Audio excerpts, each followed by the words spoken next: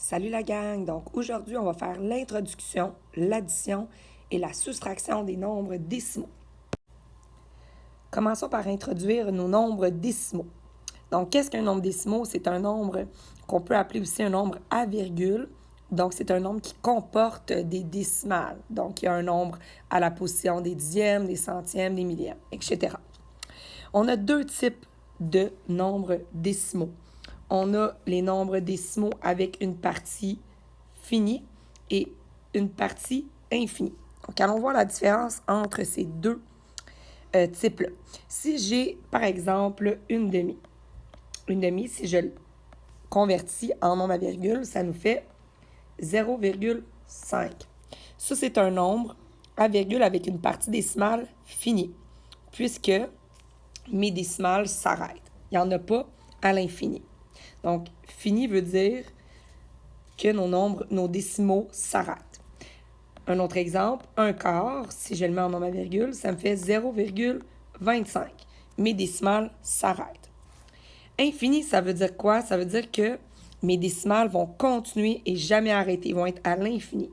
Par exemple, un tiers, ça nous donne 0,3333333333333 et ça l'arrête jamais. Le symbole pour noter ça, c'est une petite ligne en haut du 3. Ça veut dire que le 3, il est périodique et il va se répéter à l'infini. Un autre exemple d'un nombre qui a une partie décimale infinie, c'est le nombre pi. Nombre pi, c'est 3,14159 et ça se poursuit. Donc, c'est des décimales infinies qui se poursuivent. Donc, voilà nos deux types de nombres décimaux. Nos nombres décimaux, on peut les placer en fractions décimales et tu vois que ça va nous aider à connaître le nom des positions à la droite de la virgule.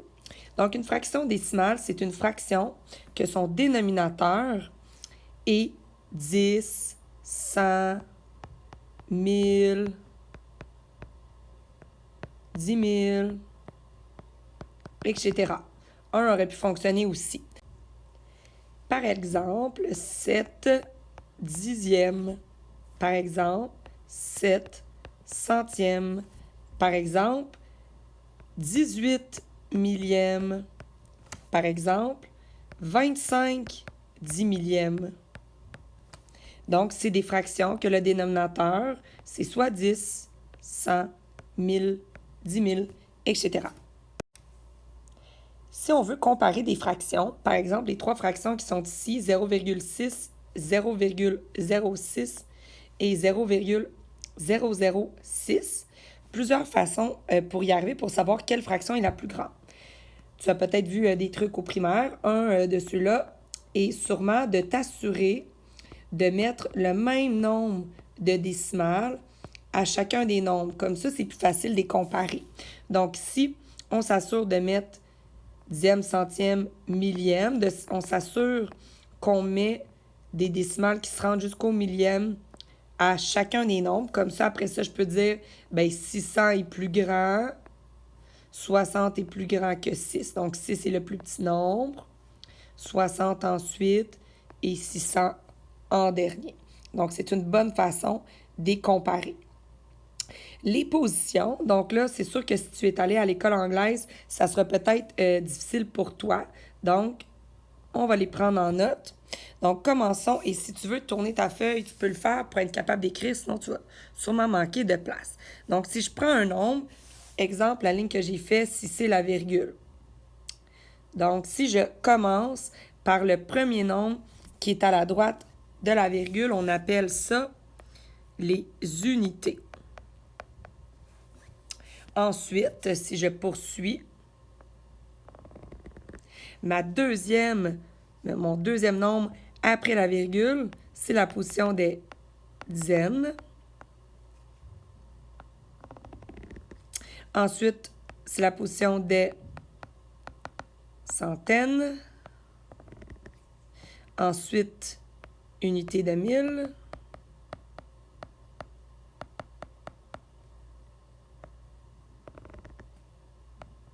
Ensuite, dizaines de mille.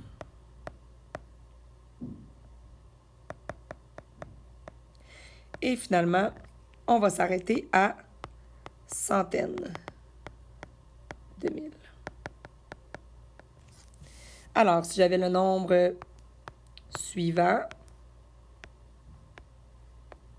150 382, le 1 est à la position de la centaine de mille, dizaine de mille, unité de mille, centaine, dizaine, unité. Si je poursuis de l'autre côté de la virgule, donc du côté de mes nombres décimaux, donc ici, la première, c'est la position des dixièmes. Ensuite, centième.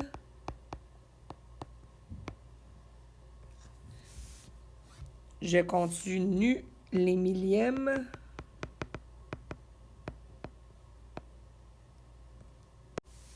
Ensuite, c'est 10 millièmes.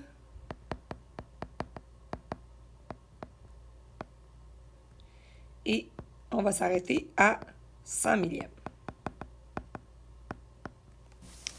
Alors, si j'avais un nombre à virgule comme ceci, le 1 sera la position des dixièmes, 2 centièmes, millièmes, 10 millièmes et 100 millièmes.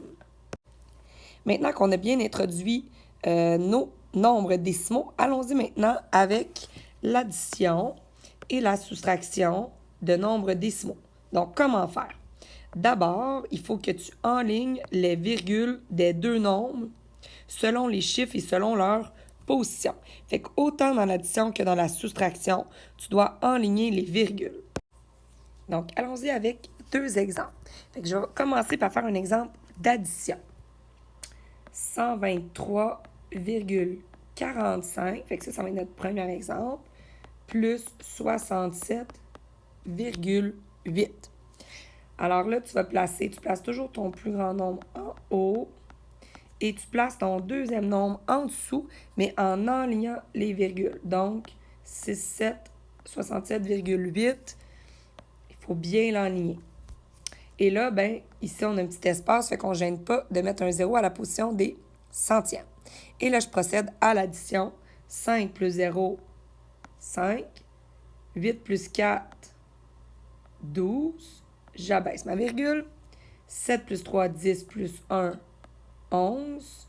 6, 7, 8, 9 et 1. Donc, 123,45 centièmes plus 67,8 dixièmes, ça nous fait 191,25 centièmes. Allons-y maintenant avec une soustraction. Donc, 47 et 12 centièmes moins 71. Alors là, revenons sur ce qu'on a vu en début d'année. Ici, mes nombres sont de signe contraire, puisque le 47, il est positif et le 71, il est négatif. Donc, puisqu'ils sont de signe contraire, il va falloir faire une soustraction. Mais attention, très important, il faut que tu mettes ton plus grand nombre en haut, ton plus petit nombre en bas, et tu enlignes les virgules. Et étant donné que 71 n'a pas de décimale, on peut s'ajouter virgule 00, ça va nous aider.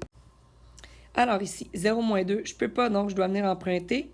Alors ici, ça va me donner 9, 0, et je vais ajouter un 10. 10 moins 2, 8. 9 moins 1, 8. Ensuite, j'abaisse ma virgule. Je dois venir emprunter ici 6 pour avoir mon 10. 10 moins 7, 3. 6 moins 4, 2. Donc, 23 et 88 centièmes serait notre réponse. Par contre, n'oublions pas nos signes. Alors ici, étant donné que 71, c'est notre plus grand nombre et il est négatif, je dois mettre 23 et 88 centièmes négatifs. Donc, et voilà pour aujourd'hui. Bonne journée!